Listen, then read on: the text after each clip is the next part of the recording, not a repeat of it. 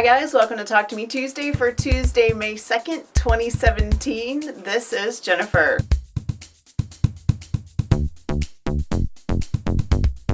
I want to start by saying thank you for all the birthday wishes. I did spend my birthday pretty sick, but I'm doing much better. I'm at the tail end of the bronchitis. I'm only taking cough medicine before bedtime now, which is a huge improvement because it made me nap like you would not believe.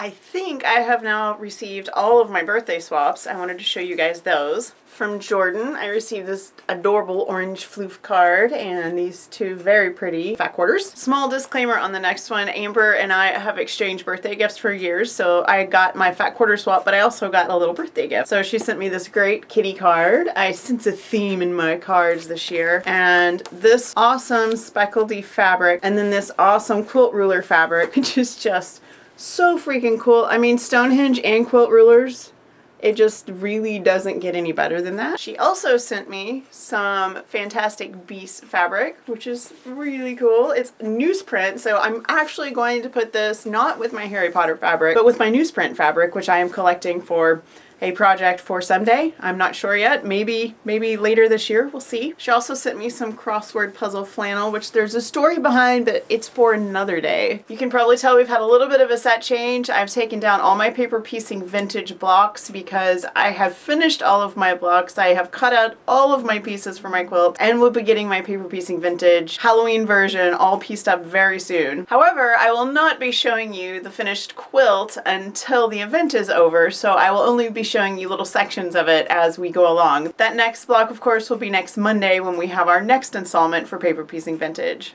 What I do have on the wall is my Labyrinth quilt along. This is the Labyrinth quilt and stitch along on Fandom and Stitches. I have put all of my blocks that I've finished so far that have already been released up on the wall. I've trimmed them all up so that they are the sizes that they need to be for the quilt. I've actually already started cutting all the sashing for that. And just a heads up for you guys that are participating, tomorrow on Fandom and Stitches for the Labyrinth post, I will also be including all of your cutting instructions for your sashing, so you will be able to start piecing your top the following week. So I'm very excited about that. This is a late decision. Michelle did this in her Princess Quilt Along last year, her Disney Princess Quilt Along, and I really like the idea of being able to do chunks of the quilt the last month so that the last week you just have the final block and the final pieces to put together, and then your quilt top is done. So you will get your cutting instructions tomorrow, and I'm very excited to see all the different fabrics everyone chooses and to see these quilts start coming together. I also, if you look down here, I have my Paper Piecing Vintage signature blocks on the wall. I have received a few more of those. Several of those came in with the Fat Quarter Lotto, and I just wanted to remind you guys that if you are stitching along with Paper Piecing Vintage this year, that you are invited to share a Paper Piecing Vintage signature block. What I'm thinking about doing, because I have so few of these and I have a few X-Files and I have a few of my favorite things, I'm thinking about possibly putting them all in one quilt and then just calling it quits, because the last couple times I've done this I haven't gotten as many as the first time. Like when I did the Project of Doom, I made an entire quilt. So I'm thinking about this being the last signature block collection as far as like quilt alongs go, and then just making one big quilt with all the signature blocks that I have left. While I was sick, I was working on one big project just a little bit at a time. I didn't show you last week because I had the Fat Quarter Lotto and I was very medicated, and I didn't want to make the video any longer than it was. But previous to last Tuesday, I had cut out and prepared all the t-shirts for my daughter's graduation quilt. She chose all of the shirts. She wanted shirts that were from things she had done, and it really surprised me because she went all the way back to things she had done in middle school. She has a Girl Scout t-shirt. She used to go to orchestra camp when she was younger, and she has vacations. She has shirts back to vacation we took in 2007 when we went to New Mexico and we visited Jules and we went to White Sands and we went to the Atomic Museum and stuff like that. So she has shirts from that. She has shirts from high school. She has shirts from college. I cut the shirts out as consistently as I could based on the design on the fronts of the shirts. And then I just made a list based on sizes. I had this many 15-inch blocks, this many 12.5-inch blocks, and that kind of thing. I wrote what color they were, and then I sat down in my EQ and I did for anyone that uses EQ, I did a custom set so that it was the sizes of the blocks that I had. I made them the colors, and then I just played with it. And I'm going to show you this. This was my cheat sheet. which doesn't look like much when you look at it like this, but this is what I was working with. I got all my sashing cut out, and it's quilted. I got it pieced, I got it quilted. It needs binding, it needs a label. She graduates on the 12th. She will be moving home that weekend, and I'm planning to have it washed and on her bed. This quilt is supposed to be a surprise, and while I know she does watch my videos occasionally, she has finals coming up, so she's probably not going to be watching this week. So I will at least show you the back of this quilt. This is a Timeless Treasures fabric. I found, I'd actually bought a fat quarter of this when I went on my field trip with my friends a couple weeks ago, and I ended up ordering this. I just looked for it online and ended up getting it from Missouri Star, and I love this so much. She loves foxes. She has shirts and socks and earrings, and she just loves foxes, so I thought this would be perfect for the back. Show you a little sneak peek. For the quilt itself, I used this awesome dot, which I think this is a Michael Miller fabric, but it coordinates perfectly with the foxes. It's got the same rainbow colors.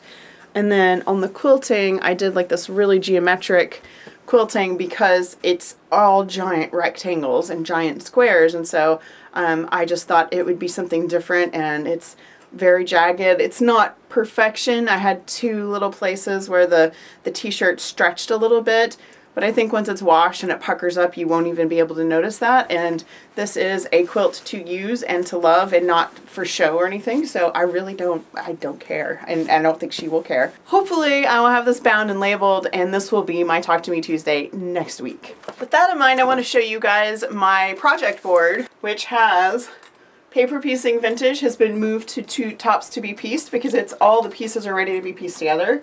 Elena's t-shirt quilt is all the way over in bind and label because that's all it needs. I literally moved it from blocks in progress to bind and label. Because I did it all pretty much over the weekend. I went from blocks to quilted top in like 2 days. It's been really good to have progress on this board because I hadn't really touched it for at least a month. Since it is May, that means there is a new prize for the Sewhooked Facebook group, and I put this little guy together. If you can read that, it says, "I like to party," and by party I mean stay home in my PJs and quilt.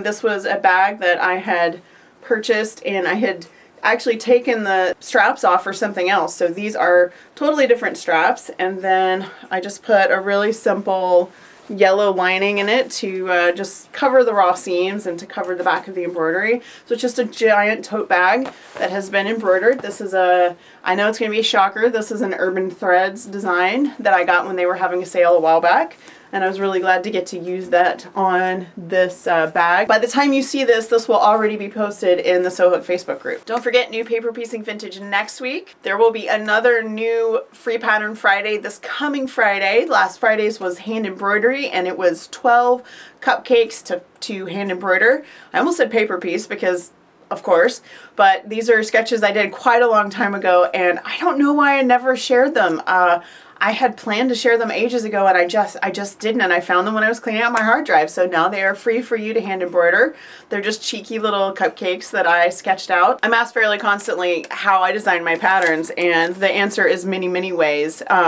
The cupcakes, this is pretty much how they were designed. I was doodling. Labyrinth Quilt and Stitch Along is wrapping up, just like I told you guys earlier. The final post, the final official post, will be on the 24th. We are having a design invitational that will be announced next week, and then those patterns will be posted the week after our final post. We are almost to our goal on Patreon. Our first goal is $100, and as soon as we hit $100, I will make Waiting for Rain free, which is the pattern that goes with my free class that's on YouTube. So as soon as we hit that goal, that pattern will be free to everyone, and then everyone that follows my tutorial will be able to access that pattern absolutely for free, and that will totally be just you guys, and that will be the way that you've given back to all of our quilting communities. That's really it now. I am gonna go. You guys have a wonderful week. You have a quilty week.